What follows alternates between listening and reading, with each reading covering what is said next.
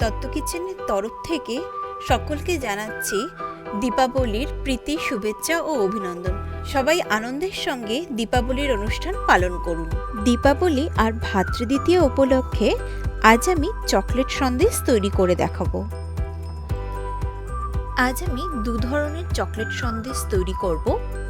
Chocolate Sandesh তৈরি করার জন্য প্রথমেই আমি দুধটাকে জাল দিয়ে নেব। আমি একটি পাত্রের মধ্যে 1 লিটার দুধকে জাল দিয়ে নেব। যে কোনো দুধ দিয়ে আপনারা এই রেসিপিটা তৈরি করতে পারেন। আমাদের দুধটা যখন ভালোভাবে ফুটে উঠবে সেই অবস্থায় আমি গ্যাসটাকে 5 মিনিটের জন্য অফ করে রেখে দেব। দেখুন আমাদের দুধটা ফুটে গেছে। এবার গ্যাসের ফ্লেমটাকে আমি অফ করে রেখে দিলাম। 5 মিনিট পরে একটি পাত্রের মধ্যে আমি ভিনিগার 2 টিস্পুন আর জল 2 টিস্পুন নিয়ে অল্প অল্প করে এই মিশ্রণটাকে মেশাতে থাকবো। দুধটা যখন আমাদের পুরো কেটে যাবে সেই অবস্থায় সাথে সাথে আমি ছানাটাকে জলের থেকে ছেঁকে নেব। আর এই ছানা ছাঁকার জলটাকে আমি রেখে দেব, পরে আটা মাখার কাজে আমি ইউজ করে ফেলবো। এখানে একটি বাটির মধ্যে আমি ছাঁকনি বসিয়ে নিয়েছি, এর উপর একটি পাতলা কাপড় আমি দিয়ে দিলাম। এবার আমাদের ছানাটাকে এর ওপর আমি দিয়ে দেব, ছানার জলটা যাতে খুব ভালো করে ঝরে যায়। আর আমাদের ছানাটাকে পরিষ্কার জল দিয়ে 2 থেকে 3 বার আমি ধুয়ে নেব, যাতে ভিনিগারের স্মেলটা সম্পূর্ণভাবে চলে যায়। এবার ছানাটাকে 2 হাতের সাহায্যে খুব ভালোভাবে শক্ত করে চিপে আমি ঝুলিয়ে রেখে দেব 25 থেকে 30 মিনিটের জন্য। আমাদের ছানাটা জল ঝরে গেছে। আমি একটি মিক্সার জারের মধ্যে ছানাটাকে নিয়ে একটু চামচের সাহায্যে ভেঙে দিলাম। এবার এর মধ্যে আমি দিয়ে দিচ্ছি 2 টিস্পুন কোকো পাউডার আর দেব চিনি পরিমাণ মতো। চিনিটা অবশ্যই আপনারা আপনাদের স্বাদ অনুযায়ী দেবেন। এবার আমি সমস্ত কিছুকে একসাথে পেস্ট করে নেব। দেখুন আমাদের পেস্টটা রেডি হয়ে গেছে। আর এই পেস্টের মধ্যে দেখতে পাচ্ছেন বেশ কিছু চিনি মেল্ট হয়নি। এটা যখন আমরা জাল দেব চিনিগুলো কিন্তু পুরো মেল্ট হয়ে যাবে। আপনারা চাইলে পাউডার সুগারও ইউজ করতে পারেন। এবার একটু ফ্রাইং প্যানের মধ্যে সামান্য একটু ঘি দিয়ে নিলাম। এর মধ্যে এবার আমি আমাদের পেস্টটাকে আস্তে আস্তে ঢেলে দিচ্ছি। আমি এই পুরো প্রসেসটা কিন্তু লো টু মিডিয়াম ফ্লেমে করব। আমি ছানাটাকে 5 মিনিটের মতন জাল দিয়ে নিয়েছি। যদি বোঝেন পেস্ট করতে গিয়ে আপনাদের ছানাটা বেশি পাতলা হয়ে গেছে, সেক্ষেত্রে আর একটু বেশি সময় ধরে জাল দেবেন। দেখুন আমার ছানাটা খুব ভালোভাবে জাল হয়ে এসছে। একেবারে একটা আটা মাখলে পর যেরকম হয় ওরকম আটা মাখার ডেলা টাইপের হয়ে গেছে। এই অবস্থায় আমি ছানাটাকে ঠান্ডা হওয়ার জন্য রেখে দেব।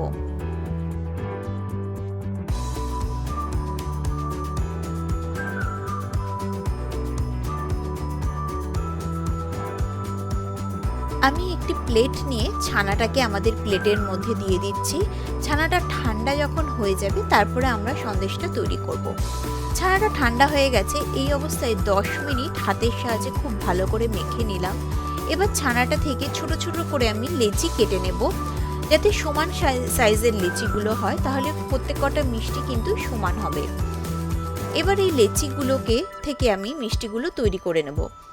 এবার 2 হাতের মধ্যে আমি সামান্য একটু ঘি মাখিয়ে নিলাম আর 2 হাতের সাহায্যে আমি খুব ভালো করে ঘুরিয়ে ঘুরিয়ে লেচিগুলিকে বলের আকৃতি দিতে থাকলাম।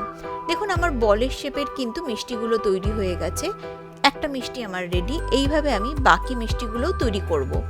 আমি যেহেতু 2 রকমের মিষ্টি তৈরি করছি, প্রথম মিষ্টিটা আমি বলের মতন তৈরি করে নিলাম।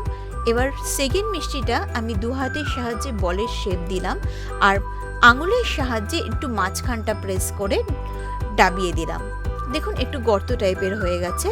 এইটা সেকেন্ড মিষ্টি তৈরি হয়ে গেল আমাদের।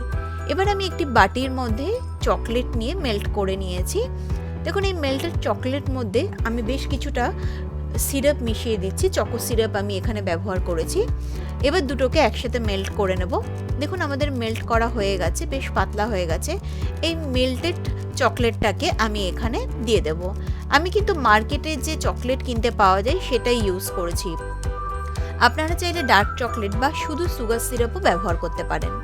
দেখুন আমাদের এক রকমের মিষ্টি কিন্তু তৈরি হয়ে গেছে। এবার আমি দ্বিতীয় মিষ্টিটাও তৈরি করে নেব। আমরা যে গোল বলের মতন মিষ্টিটা বানিয়েছিলাম তার উপরেও বেশ কিছুটা আমি মেল্টেড চকলেট দিয়ে দিলাম। এবার এইভাবে বাকি মিষ্টিগুলোর ওপরও আমি সমস্ত চকলেটগুলোকে দিয়ে দেব। আমাদের বাকি মিষ্টিগুলোর ওপরও মেল্টেড চকলেট দিয়ে নিয়েছিলাম, আর পুরো মিষ্টিগুলোকে 15 মিনিটের জন্য আমি ফ্রিজে সেট হওয়ার জন্য রেখেছিলাম। তারপরে বার করে ওপর থেকে আমি একটু নারকেল কোড়া ছড়িয়ে দিচ্ছি। আপনারা চাইলে চকো চিপসও দিতে পারেন বা শেডেড চকলেটও দিতে পারেন।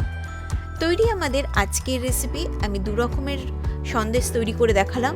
আমার রেসিপিটি আপনাদের কেমন লাগলো অবশ্যই আমাকে জানাবেন। সবার কাছে অনুরোধ রইল আমার চ্যানেলটিকে সাবস্ক্রাইব করে রাখার জন্য।